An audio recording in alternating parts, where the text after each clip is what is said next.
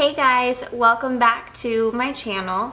I'm talking a little bit more quiet today because my son is sleeping and he's not really feeling great, so he keeps waking up crying, and I don't want to be the cause of waking him up because he's waking himself up enough by himself. He doesn't need my help with that, so bear with me with my volume and everything. But welcome back to my channel, you guys. I haven't been YouTubing in a long time. It's been a few months because I got pregnant.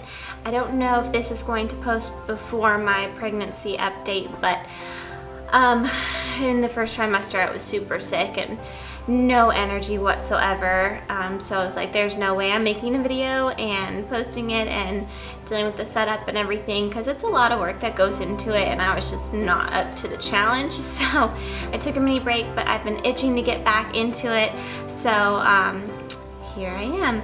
And today's topic is actually how I'm able to be a stay-at-home mom. I know that there are a lot of women out there that really want to be a stay-at-home mom, but they don't feel like it's feasible because of their income. Their income is so significant to their household bills and everything that goes into running a household, and I know that that can be really hard. But I can tell you, from someone whose household income is under $45,000 a year, we are able to live off of one income. I know it's not, suitable for everybody, and I know our lifestyle is a bit extreme, but for us it's worth it. So without further ado, here are some of the ways in which we save money so that I can stay home with my baby. The first thing, which is major, huge, is we have one car, and that can be tricky. It can be really tricky, and we get stuck at home a lot. But that, I think, is mainly because of my husband's work schedule. His schedule is all over the place. It's a waterfall schedule, so some days he'll work until 10 at night and some days he'll work until 4 in the afternoon. It's so sporadic. So, but it's the same every week, if that makes sense. So it can be a bit of a struggle sometimes, but that cuts your, bills significantly, hundreds of dollars significantly, and then comes with that is auto insurance.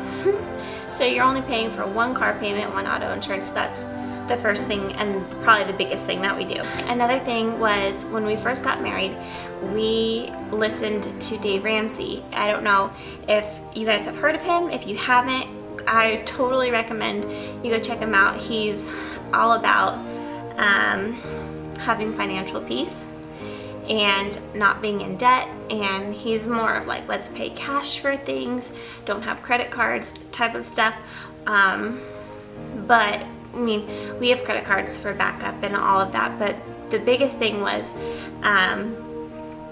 the way you pay down your debt. And we are debt free, and that is a huge thing.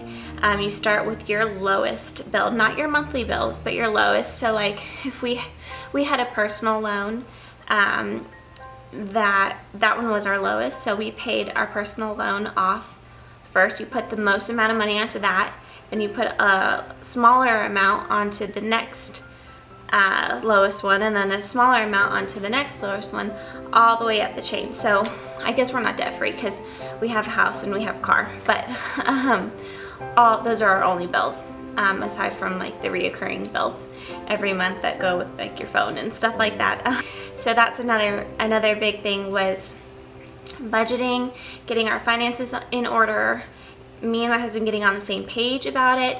And with that means that for, I don't know how many years, but a certain amount of time, we are really limiting our spending on outside things. That includes clothes, that includes date nights, restaurants, our food bill, our grocery bill, all of that stuff come into play. So we basically never go out to eat, like never, unless we have a wonderful gift card.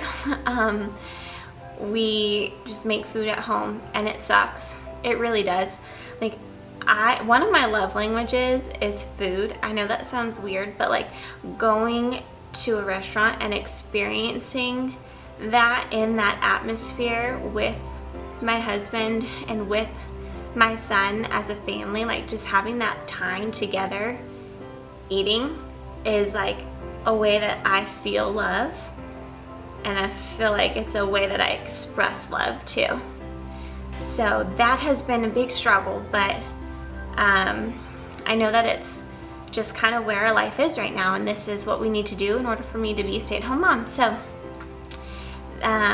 getting your finances in order and not having all these extra spendings, you know, a Starbucks here, a bagel there, that adds up. It really, really does. Doesn't seem like it does, but it really does. So we don't do any of that. The other thing is we buy stuff used. For my son, he's almost 1.5 and he grows pretty quickly, and we find things all the time for him that are used, aside from the things that our family send us for him, which are amazing. But I'm a part of a Facebook group. It's a like buy, sell, trade type group for kids' clothes, and people are posting stuff all the time in there, you know, $1 for an outfit or something like that, like barely worn, hardly used. It's cheaper than most consignment sales, I've found. And people are even giving away buckets of clothes that I've been able to get for him. So that's been huge, because clothes can get expensive, especially when they don't wear them for that long because they grow so fast. And they're constantly getting spills and stains and all of that. And it's just so silly to spend, you know, $15 on an outfit for a baby. It kills me. So that type of stuff. I hardly go shopping. I'm in maternity clothes right now, and I don't have very many maternity clothes, but a sweet friend of mine is letting me borrow hers, and she's not pregnant right now. And so it's just, you know, just being wise with your money. You don't need to spend it on new things. It's nice if you can, but if you can't, then that's what you have to do. That's a sacrifice that our family, that I am willing to make so that I can stay home with my kids. Another big one is we don't have cable.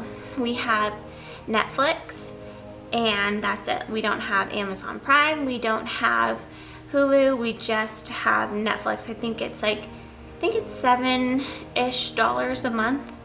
And we watch all sorts of things on there. There's lots of shows for children. There's lots of shows and movies for adults, and it's great. You can't watch things live, but here's a fun fact. If you go to Lowe's or Home Depot, they have these like cable antennas. Like, they're huge, like they go way up. It's like a little box with huge antennas, and it picks up local channels. We don't get that many channels, so basically the only ones that, I mean, we get Fox, we get ABC, we get the CW, but the only one that really comes in clear for us is the ABC. I don't know why that is. I think it's just the way that our house is like positioned, and the way that, and the placement of the antenna. I'm not really sure, but that's perfect because I watch Dancing with the Stars and I watch The Bachelor, and ABC has just the best shows, Once Upon a Time and all of that, so I can watch those. But you know, there's no DVR, I'm not recording anything, I don't have a guide, it's just the basic local channels, and it works for us, and I really don't mind that actually at all. I think I'm just used to it. It's not a big deal to me, and I don't really notice the huge antenna hanging out in our house. It's quite noticeable, but I don't notice it anymore, so you know, you do what you have to do. So no cable, that's a big bill. Another thing are picking up side jobs. I babysit here and there. Right now I'm filling in for someone. So I help watch her daughter while her current nanny is on maternity leave. It's only for 6 weeks, but that's going to help us tremendously with our medical expenses, because if anyone who has had a baby knows that that is expensive.